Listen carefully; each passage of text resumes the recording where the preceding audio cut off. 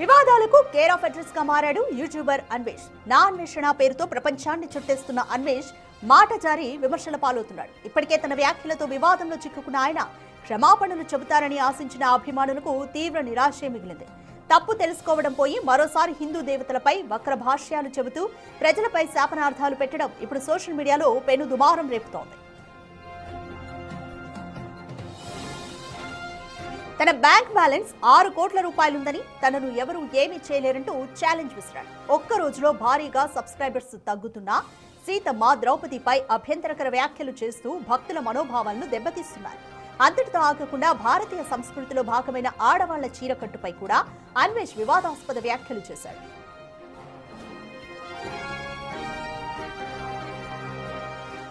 చీరలు కట్టుకునే దేశాలు అభివృద్ధి చెందవంటూ అన్వేష్ చేసిన వ్యాఖ్యలు ఇప్పుడు సోషల్ మీడియాలో అగ్గి రాజేస్తున్నాయి. అన్వేష్ వైఖరిని నిరసిస్తూ నెటిజన్లు ఆయనకు గట్టిగా బుద్ధి చెప్తున్నారు. ఫేస్బుక్, ఇన్స్టాలో ఆయన్ను అన్ఫాలో చేయడమే కాకుండా యూట్యూబ్లో అన్సబ్స్క్రైబ్ చేస్తూ ఛానల్ను రిపోర్ట్ కూడా చేస్తున్నారు. అన్వేష్ అహంకారం తగ్గాలంటే డిజిటల్ బహిష్కరణే సరైన మార్గమని హిందూ సంఘాలు పిలుపునిస్తున్నాయి. ద్రౌపది దేవికి, సీతాదేవికి క్షమాపణ చెప్పమంటున్నారు. అదే చేత్తో గరికపాటి గారికి, యాక్టర్ శివాజీ గారికి, తర్వాత హిందూ సంఘాల వాళ్ళకి క్షమాపణలు అడగమంటున్నారు. వినాయకుడి సన్నిధిలోనే నేను క్షమాపణలు కోరుకుంటాను. తప్పు జొరలేదు కాబట్టి క్షమాపణలు కోరుకుంటాను. అదే తప్పు నేను ఒప్పుకుంటున్నాను కదా. సో ఇప్పుడు నేను తప్పు చేస్తే రాత్రికి వినాయకుడి సన్నిధిలోనే రక్తం కక్కుకొని చచ్చిపోతాను. కనుక నా తప్పు మీరు స్వీకరించకపోతే ఈ సంవత్సరం నుంచి నెక్స్ట్ సంవత్సరం వరకు అష్ట దరిద్రాలు మీకు అంటుకుంటాయి. ఛాలెంజా వినాయకుడి మీద ప్రమాణకం చేసి చెప్తున్నాను. నేను తప్పు చేస్తే ఈ రోజు రాత్రికి రక్తం కొక్కుని చచ్చిపోతాను. కానీ మీకు ఈ సంవత్సరం 26 అంతా నాలుగు మీద మచ్చలోనే అష్ట దరిద్రాలు పట్టుకొని సర్వనాశనం అయిపోతారు. మీరు ఎక్కడితో వదిలేస్తే బాగుంటుంది, లేదు అంటే మీ ఇష్టం. నేను ఇప్పుడు మంచి శాండ్విచ్ మసాజ్ థాయిలాండ్లో చేసుకొని రాత్రికి మంచి సినిమాకి వెళ్ళి ఆ వీడియో రేపు పొద్దున్న పెడతాను. ఓకే, నేనైతే చిల్ అవుతాను, రిలాక్స్ అవుతాను. మీరేం అవుతారు అనేది మీ మనసుకే ఆలోచించేస్తున్నాను. నేను క్షమించమన్నా నన్ను క్షమించట్లేదండి. ఓకే, మీ పాయింట్ మాట్లాడుకుందాం. ఇప్పుడు చైనా, జపాన్ ఎక్కడికో అభివృద్ధి సాధిస్తుంటే మనం ఇంకా చీరల దగ్గర ఉన్నామండి. ఈ ఇరాను, ఈ ఇరాక్, ఈ ఆఫ్ఘనిస్తాను మనం ఇంకా అక్కడే ఉండిపోతే ఆఖరికి చివరాఖరికి థాయిలాండ్ అభివృద్ధి సాధించింది. చూడండి, ఆ బిల్డింగ్ చూడండి మన డబ్బులతోని. ఒకప్పుడు 2010లో ఒక థాయ్ బాట్ వచ్చేసి ₹1 ఉండేది.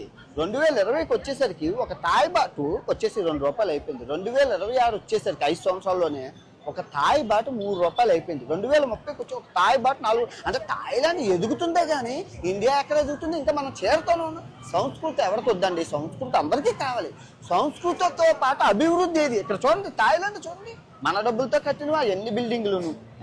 ఇప్పుడు ఇరాను అభివృద్ధి లేదు, దరిద్రంలోకి వెళ్ళిపోతున్నా. గురక వేసుకోవాలి, గురక ఆడవాళ్ళకి ఇష్టం లేదు అక్కడ గురక వేసుకోవడం. వీళ్ళు గురక వేసుకోవాలి అన్నందుకు 10,000 తలకాయల అమ్మాయిలు తీసేశారు. అది ఎక్కడ న్యాయం? ఏమంటే సంస్కృతి అంటారు. అలా సంస్కృతి అని చెప్తే ఎలా అవుతుంది? ఇప్పుడు ఆడవాళ్ళకి నేనేమంటున్నాను, ఆడవాళ్ళకి స్వేచ్ఛ ఇస్తే అభివృద్ధి సాధిస్తాం.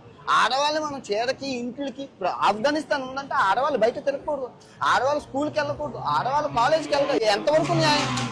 ఆడవాళ్ళకి స్వేచ్ఛ ఉంటే మన దేశం ముందుకు వెళ్తుంది. అంట హిందువుని కాదట, క్రిస్టియన్ అని ఒకడు, ముస్లిం అని ఒకడు. అరే వినాయకుడిని, భగవద్గీతని నేను ఎన్ని సంవత్సరాలు, 6 సంవత్సరాలుగా ప్రపంచ దేశాలన్నీ తిప్పుతున్నాను. మీరు చూశారు, కిల్లిమంజారో కొండెక్కి కూడా వినాయక పూజ చేసుకున్నాను. మీరెవరో చెప్పడానికి నేను హిందువుని కాదని. నేను జస్ట్ నెల రోజులు అయింది మహాభారతాన్ని ఉపవాసం ఒంటు పూటతో 60 రోజులు చెప్పాను. రేపు రామాయణం చెప్తాను. రామాయణం అయిపోయాక భాగవతం చెప్తాను. అది నా ఇష్టం. నేను హిందూ ధర్మంలో పుట్టాను. మీరెవరు చెప్పడానికి? భారతదేశంలో ఉన్న జ్యోతిర్లింగాలు, అష్టాదశ శక్తిపీఠాలు, చోటాచార్యం, బడాచార్యం ఇన్ని తిరిగి చూపించాను. ఏ యూట్యూబర్ చూపించారు? నేను హిందువుని కాబట్టి చూపించాను. తర్వాత 128 దేశాల్లో ఏ దేశంలో గుళ్ళున్నా అన్ని గుళ్ళు చూపించాను. ఎందుకు చూపించాను? నేను హిందువును కాబట్టి, నేను హిందూ మతంలో పుట్టాను కాబట్టి చూపించాను. నువ్వెవడో చెప్పడానికి నేను హిందువును కాదని. దానితో ఇప్పుడు యాంటీ నేషన్ గోళ. నేను అమెరికాలో ఉన్నానని చెప్పి, ఒకడు దుబాయ్లో ఉన్నానని చెప్పి, ఈ పాస్పోర్ట్ ఫస్ట్ పాస్పోర్ట్ 128 దేశాలు ఈ పాస్పోర్ట్తో తిరిగాను. ఇప్పుడు మొన్న కొత్తగా వచ్చింది ఈ పాస్పోర్ట్. మీరెవరో చెప్పడానికి నేను హిందువును కాదని, యాంటీ నేషన్ అని. నేను ఇండియా వదిలి 6 సంవత్సరాలు అవుతున్నా. నేను ట్యాక్స్ కడుతున్నాను. మేసం మెలేసి చెప్తున్నాను, ట్యాక్స్ ఎందుకు కట్టాల్సిన పనే లేదు. అయినా ట్యాక్స్ ఎందుకు కడుతున్నానంటే భారతదేశం బాగుండాలి, అభివృద్ధి సాధించాలని ఆ ట్యాక్స్ డబ్బులతోనే ఆ ఉచిత పథకాలతోనే మా ఫ్యామిలీ బాగుపడ్డది. ఇప్పుడు నాకు కట్టే ఛాన్స్ వచ్చింది కాబట్టి కట్టి నా రుణాన్ని తీర్చుకుంటాను. నువ్వెవరో చెప్పడానికి యాంటీ హిందూ అని చెప్పి మళ్ళీ చెప్తున్నాను. ఉల్లిపాయలకి టమాటాల కోసం ఎవడైతే ఈ వీడియోలు చేస్తున్నాడో మార్క్ మై వర్డ్స్, కర్మ ఇస్ మై బెస్ట్ ఫ్రెండ్. వచ్చి సర్వనాశనం చేసిన రోజు నేను గుర్తొస్తాను. నాకేం పోలేదు, 6 కోట్ల బ్యాంక్ బ్యాలెన్స్తో అందమైన ఆరోగ్యంతో హ్యాపీగా ఆటలాడుకుంటూ ప్రపంచ దేశాలు తిరుగుతున్నాను. ఎండ్ ఆఫ్ ద డే సంకనాకపోయేది నువ్వే మిత్రమా. రైట్, ఇదే విషయంపై మోర్ డీటెయిల్స్ మా ఎగ్జిక్యూటివ్ ఎడిటర్ అశోక్ అడిగి తెలుసుకుందాం. రైట్ అశోక్, దండోరా సినిమాలో హీరోయిన్స్ డ్రెస్సింగ్ పై శివాజీ చేసిన వ్యాఖ్యలు పెద్ద దుమారాన్ని రేపా ఇండస్ట్రీ అంతటా కూడా పలువురు రియాక్ట్ అవుతున్నారు. నాన్ వెజ్ కూడా ఎంట్రీ ఇచ్చాడు. ఆయన హిందూ దేవతల పైన చేసిన వ్యాఖ్యలు కూడా ఇప్పుడు దుమారం రేపుతున్నాయి. చాలా మంది సబ్స్క్రైబర్స్ నాన్ వెజ్ ని అన్ఫాలో కూడా చేస్తారు. సో ఎలా చూడాలి వ్యాఖ్యలు, ఏ విధంగా ఉంది ఒపీనియన్ అంతా కూడా? శివాజీ నుంచి పూర్తిగా అన్వేషణ మీదకి మళ్ళింది. అతను చేసిన వివాదాస్పద వ్యాఖ్యలు అంటే శివాజీ మాట్లాడింది ఆడవారి డ్రెస్సుల గురించి మాత్రమే, పద్ధతిగా డ్రెస్ వేసుకోండి అని మాత్రమే సలహా ఇచ్చాడు. సో అది దాని గురించి విమర్శించే క్రమంలో, శివాజీని తిట్టే క్రమంలో హిందూ దేవతల్ని తిడుతూ, హిందూ మతాన్ని తిడుతూ, భారతదేశాన్ని తిడుతూ ఇప్పుడు తీవ్ర వివాదాస్పదం అయిపోతున్నాడు నాన్ వెజ్ అనే వ్యక్తి. ఏకంగా నిన్నటి నుంచి ఇప్పటివరకు 10 లక్షల మందికి పైగా సబ్స్క్రైబర్సు అతని యూట్యూబ్ని అన్ఫాలో చేస్తున్నారు, అన్సబ్స్క్రైబ్ చేస్తూ ఉన్నారు, రిపోర్ట్లు కొడుతూ ఉన్నారు.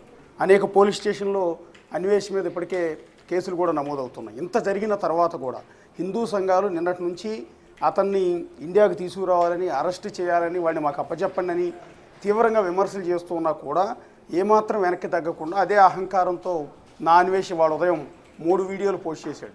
అదే అహంకారం, ఏమాత్రం తగ్గని అహంకారం. సో నన్ను యాంటీ హిందూ అంటారా అంటూ ఇంకొకటి. ఎందుకంటే గతంలో అతనే బైబుల్ పట్టుకుని నాకు బైబిల్ ఇష్టమని, నాకు క్రిస్టియానిజం అంటే ఇష్టమని అతనే డైరెక్ట్గా కొన్ని వీడియోలో చెప్పాడు. ఆ వీడియోలు కూడా ఇవాళ హిందూ సంఘాలు బయటికి నడుపుతూ ఉన్నారు. సో ఇతను హిందూ ద్వేషి, హిందూ మతాన్ని మొదటి నుంచి కూడా ద్వేషిస్తాడు, హిందూ దేవతల్ని దేవుళ్ళని ద్వేషిస్తాడు అన్న విషయాన్ని ఇవాళ హిందూ సంఘాలు మొత్తం ఆ పాత వీడియోలన్నీ కూడా తీసి సోషల్ మీడియాలో రన్ చేస్తూ ఉన్నారు. సో ఇంత జరుగుతున్నా కూడా ఇవాళ రిలీజ్ చేసిన వీడియోలో అన్వేష్ అదే అహంకారంతో అంతే దుర్మార్గంగా మరోసారి మాట్లాడే ప్రయత్నం చేశాడు. తాను ద్రౌపది, సీతమ్మ ఇద్దరు కూడా రేపుకు గురయ్యారంటూ నిన్న చేసిన కామెంట్స్ని ఇవాళ కూడా సరిదిద్దుకునే ప్రయత్నం చేస్తున్నాడు. అదేమనంటే కీచకుడు సీతమ్మను లేకపోతే ద్రౌపదిను ఇట్లా ఏదో చేశారు, ఇది బలాత్కారం చేశారు, దీన్ని రేప్ అని అంటారు కదా, కిడ్నాప్ చేశారని ఇట్లా రకరకాలుగా దానికి ఒక వక్ర భాష్యాలు చెప్పే ప్రయత్నం, అంటే కొత్త కథలు కట్టుకథలు చెప్పే ప్రయత్నం చేశాడు. దానికి ఒక గూగుల్లో ఉన్న స్క్రీన్ షాట్లు తీసుకొచ్చి కీచకుడి కథాంశాన్ని తీసుకొచ్చి ఇక్కడ దీనికి లింక్ చేసే ప్రయత్నం, అంటే సీతమ్మ వారికి ద్రౌపదికి లింక్ చేసే ప్రయత్నం చేస్తూ తన ఒక వింత శైలిని అనుసరించే ప్రయత్నం చేస్తూ ఉన్నాడు. సో ఇది అసలు మానసిక పరిస్థితి అన్వేషిది బాగుందా లేదా అన్న చర్చ కూడా బయట నడుస్తుంది. విపరీతమైన సబ్స్క్రైబర్స్, ఏకంగా 25 లక్షల మంది సబ్స్క్రైబర్స్ యూట్యూబ్లో ఉన్నారు, 1.5 మిలియన్ల ఇన్స్టా ఫాలోవర్స్ ఉన్నారు, ఫేస్బుక్లో కూడా అదే స్థాయిలో ఉన్నారు. సో దీన్ని చూసి కోట్లాది రూపాయలు ఇన్కమ్ వచ్చింది. ఆ డబ్బును చూసి ఈరోజు అన్వేష్ విర్రవీగుతున్నాడు అనేది హిందూ సంఘాలు చేస్తున్న ప్రధానమైన ఆరోపణ. ఇవాళ చేసిన వీడియోలో కూడా అతను అదే మాట చెప్తున్నాడు, మీరు ఏం చేసుకుంటారో చేసుకోండి, నన్ను యాంటీ హిందూ అంటారో, నువ్వెవడు నన్ను అంటానికంటూ, నేను గణపతి విగ్రహాన్ని పట్టుకుని తిరిగానంటే ఏవేవో చెప్పుకుంటూ వచ్చే క్రమంలో నా బ్యాంకు బ్యాలెన్స్ 6 కోట్లు ఉంది, నేను దర్జాగా తిరుగుతున్నాను, హ్యాపీగా తిరుగుతున్నాను దేశం అంతా, అంటే నాకు ఇంత డబ్బు ఉంది కాబట్టి మీరు ఎన్ని మాటలైనా అంటాను, ఎన్నైనా చేస్తాను, నా ఇష్టం అన్నట్టుగా చెలరైపోతాను అన్నట్టుగా చెప్తున్నాడు. ఇంకోటి కర్మ ఇస్ మై ఫ్రెండ్ కాబట్టి నేను బాగానే ఉంటాను, మీరే నాశనం అయిపోతారు అంటూ జనాన్ని శాపనార్థాలు పెట్టే ప్రయత్నం మరోసారి చేస్తూ ఉన్నాడు. సో ఇక్కడ కర్మ ఈజ్ మై ఫ్రెండ్ అని అతను చెప్పుకునే క్రమంలో సో నిన్నటి నుంచి జరుగుతున్న నష్టం చూస్తుంటే కర్మ ఖచ్చితంగా అతను వదిలిపెట్టలేదు అనేది స్పష్టంగా అర్థమవుతుంది. అతను దేన్ని చూసి అయితే విరవీగుతున్నాడు, తనకున్న సబ్స్క్రైబర్సు, తనకు వస్తున్న ఆదాయం, వాటి మీదే ఇప్పుడు దెబ్బ కొడుతున్నారు. నిన్నటి నుంచి ఏకంగా 10 లక్షల మంది సబ్స్క్రైబర్స్ పోవటం అనేది అంత ఆషామాషి వ్యవహారం కాదు. ఇవాళ రేపు 1,00,000 మంది లేకపోతే 10,000 మంది సబ్స్క్రైబర్స్ పెరగటం అంటేనే అంత ఈజీ కాదు ఇప్పుడున్న కాంపిటీషన్లో. అలాంటిది ఏకంగా 10 లక్షల మంది సబ్స్క్రైబర్లు వెనక్కి వెళ్ళిపోయారు, అన్సబ్స్క్రైబ్ చేశారు అంటే అతని ఆదాయం పూర్తిగా పడిపోయే అవకాశం ఉంటుంది. ఇంకా ఇంకా ఇంకా ఇంకా హిందూ సంఘాలు ఇప్పటికీ సోషల్ మీడియాలో పోస్ట్ చేస్తున్నాయి, ఎక్కడికక్కడ వీడియోలు రిలీజ్ చేస్తూనే ఉన్నారు. వాడిని క్షమించమని వీడియోలు రిలీజ్ చేసినా కూడా క్షమించొద్దని ప్రతి ఒక్కళ్ళు డిమాండ్ చేస్తున్నారు. ఈ స్థాయిలో వ్యతిరేకత అసలు ఇండియన్ హిస్టరీలో ఒక వ్యక్తి మీద లేకపోతే ఒక యూట్యూబర్ మీద ఇంతకుముందు పొలిటికల్ లీడర్స్ ఉంటారు, సినిమా వాళ్ళు ఉంటారు, వీళ్ళందరి మీద రకరకాల ద్వేషాలు ఉంటాయి. వాళ్ళంటే వీళ్ళకి పడదు, వీళ్ళంటే వాళ్ళకి పడదు, లేదా ఆ మతం వాళ్ళు అంటే ఈ మతానికి పడదు, ఈ మతం వాళ్ళు అంటే ఆ మతానికి పడదు, ఇట్లా రకరకాల ఈక్వేషన్స్ ఉంటాయి. ఎన్ని సందర్భాల్లో ఎన్ని జరిగినా కూడా వాళ్ళ మీద ద్వేషం ఆ ఒక్కరోజు వరకే ఉంటుంది. కానీ ఈ స్థాయిలో ఒక యూట్యూబర్ మీద ఎంటైర్ తెలుగు సమాజం మొత్తం, ఎంటైర్ హిందూ సమాజం మొత్తం ఈ ద్వేషించడం అనేది ఆషామాషి వ్యవహారం కాదు. బహుశా ఈ ఎంటైర్ హిస్టరీలోనే ఇదొక మళ్ళీ ఎప్పుడు కూడా జరగని ఒక అరుదైన ఘటన కింద మనం చూడాల్సి ఉంటుంది. సో ఈ స్థాయిలో నష్టపోతున్నా కూడా నా అన్వేష్ మాటల్లో ఆ అహంకారం కానీ ఆ వెటకారం కానీ ఎక్కడా తగ్గట్లేదు. నిన్న భారతదేశాన్ని ఉద్దేశించి ఈ భారతదేశం నేను ఎప్పటికీ రానని, తాను ఈ భారతదేశాన్ని అసహించుకుంటున్నానని, భారతదేశంలో ఎక్కడ చూసినా పొల్యూషన్ అని, ఒకవేళ భారతదేశం తాను వస్తే తన కూతురుని కూడా రేప్ చేస్తారని, భారతదేశంలో ఉన్న హిందువులంతా కూడా 28,000 మంది అమ్మాయిలు లాస్ట్ ఇయర్ రేప్ చేశారని, ఇట్లా రకరకాలుగా ఏవేవో కట్టుకథలు, ఎక్కడెక్కడో తప్పుడు లెక్కలు ఇవన్నీ పట్టుకొచ్చి చెప్పించే ప్రయత్నం చేశాడు. అదే క్రమంలో 14 ఏళ్ల వయసున్న ఒక అమ్మాయి పైన తాను అత్యాచారం చేశానని, అంటే అమ్మాయి 1000 రూపాయల కోసం వస్తే తాను అమ్మాయితో సెక్స్ చేసి 1000 రూపాయలు ఇచ్చానని డైరెక్ట్గానే ఒక వీడియోలో చెప్తూ ఉన్నాడు. సో అతను ఒక రేపిస్ట్ కింద, ఒక కామాంధ్రి కింద ఇప్పుడు హిందూ సంఘాలు తప్పుపడుతున్నాయి. ఇంతటి తీవ్రమైన విమర్శలు అంటే ఏ ఒక్కరికి ఇంతకుముందు ఎప్పుడూ లేనంత దారుణమైన వ్యతిరేకతను ఎదుర్కొంటూ కూడా ఇప్పటి వరకు ఏమాత్రం తగ్గకుండా అదే అహంకార ధోరణితో ప్రస్తుతం అన్వేష్ అయితే ప్రవర్తిస్తున్నాడు. సో ఇది ఎప్పట్లో చల్లారేలా లేదు. శివాజీ ఇష్యూ మొత్తం పూర్తిగా పక్కకు వెళ్ళిపోయింది. ఇప్పుడు శివాజీకి సపోర్ట్ పెరిగింది. నిజానికి శివాజీని, గరికపాటి గారిని ఎప్పుడైతే అన్వేష్ తిట్టడం మొదలుపెట్టాడో ఆ నిమిషం నుంచి శివాజీ క్రేజ్ పెరిగిపోయింది. శివాజీ గ్రాఫ్ అండ్ గరికపాటి గారి గ్రాఫ్ అమాంతం పెరిగింది. వాళ్ళకి సపోర్టర్స్ ఇప్పుడు 100% వచ్చారు. ఈరోజు శివాజీని తిట్టేవాళ్ళు ఎవరూ లేరు, శివాజీ మాట్లాడింది తప్పు అనేవాళ్ళు లేరు. కంప్లీట్ ఇష్యూ అంతా కూడా ఫోకస్ అంతా నా అన్వేష్ మీదకి వెళ్ళింది. ఏదైతే సంచలనాలు అంటే భారతదేశంలో జరుగుతున్న మతాలకు వ్యతిరేకంగా, ఇక్కడ జరుగుతున్న పొలిటికల్ పార్టీలకు వ్యతిరేకంగా ఏదో రకమైన చిల్లర వాగితే అది సెన్సేషన్ క్రియేట్ అయితే ఆ జనాల్లోకి వెళితే తనకి సబ్స్క్రైబర్స్ పెరుగుతారు, వ్యూయర్స్ పెరుగుతారు అని ఏదైతే తిక్క వేషాలు ఈ అన్వేష్ వేస్తుంటాడో అది ఎదురు తిరిగింది ఈరోజు. గతంలో బెట్టింగ్ యాప్ల విషయంలో ఇదే రకంగా చేశాడు. గతంలో వైఎస్ఆర్ కాంగ్రెస్ పార్టీని ఉద్దేశించి ఇదే చిల్లర వాగాడు. అలా వాగిన ప్రతి సందర్భంలో అతనికి సబ్స్క్రైబర్స్ పెరిగారు, వ్యూయర్స్ పెరిగారు. అంటే ఆ పార్టీని తిడితే ఈ పార్టీ వాళ్ళు ఎంకరేజ్ చేస్తారు, ఈ పార్టీని తిడితే ఆ పార్టీ వాళ్ళు ఎంకరేజ్ చేస్తారు. ఇలాంటి ఒక చిల్లర వేషాలన్నీ కూడా గతంలో అన్వేష్ వేశాడు. కానీ ఇప్పుడు వర్కౌట్ కాలేదు. అది ఎదురు తిరిగింది. కర్మ ఈజ్ మై క్లోజ్ ఫ్రెండ్ అని అతను చెప్తున్నట్టుగానే ఆ కర్మే అతనికి ఎదురు తిరిగింది. సో ఎంటైర్ సొసైటీ అతను అసహించుకుంటుంది. నిన్న మొన్నటి వరకు అన్వేషణ అభిమానించిన వాళ్ళు, సబ్స్క్రైబ్ చేసిన వాళ్ళు, ఫాలో అయిన వాళ్ళు కూడా ఈరోజు వెనక్కి వెళ్ళిపోతున్నారు. అతని వీడియోలపైన చూడబోమంటున్నారు. భవిష్యత్తులో జరిగే పరిణామం ఏంటంటే ఏదైతే బ్యాంక్ బ్యాలెన్స్ 6 కోట్లు మాత్రమే మిగులుతుంది.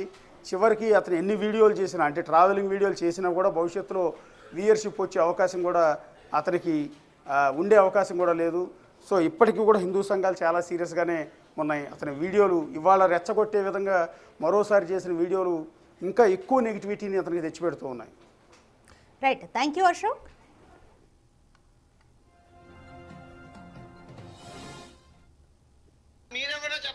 హిందువుని కాదని మహాభారతాన్ని 60 రోజులు ఈ బొచ్చుగాడు మహాభారతం చెప్పాడు, కానీ ద్రౌపది రేప్ అయిపోయింది అనేసి అన్నది ఈడే. అంటే ఇటు రామాయణం చెప్తాడంట వరస్గాడు, అక్కడ అదే చెప్తాడా సీత రేప్ అయిపోయింది అనేసి. వీడు చెప్పడం మనం అందరం నమ్మడం. నువ్వెవడు చెప్పడానికి నేను హిందువుని కాదని, దానితో ఇప్పుడు యాంటీ నేషన్ గోళ. దీనికి మళ్ళీ ఆ ముచ్చుమొహోడు లైకు రామాబాయ్ గాడు ఈడంట ట్యాక్సులు కడతాడంట. లిటరల్లీ చెప్తున్నా, అదే పర్సన్ ఇండియాలో ఏముంది, నేను రాను ఇండియాకి, పొల్యూషన్ తొక్కా తోలు అనేసి లైవ్ లో మాట్లాడాడు. అదే పర్సన్ ఎన్ని షేడ్స్ రా రే ఓసరబల్లి, నీకంటే బెటర్ రా, ఎన్ని షేడ్స్ మారుతున్నావు రా నా అన్వేషణ. టమాటాల కోసం ఎవడైతే ఈ వీడియోలు చేస్తున్నాడో సర్వనాశనం చేసిన రోజు నేను గుర్తొస్తాను.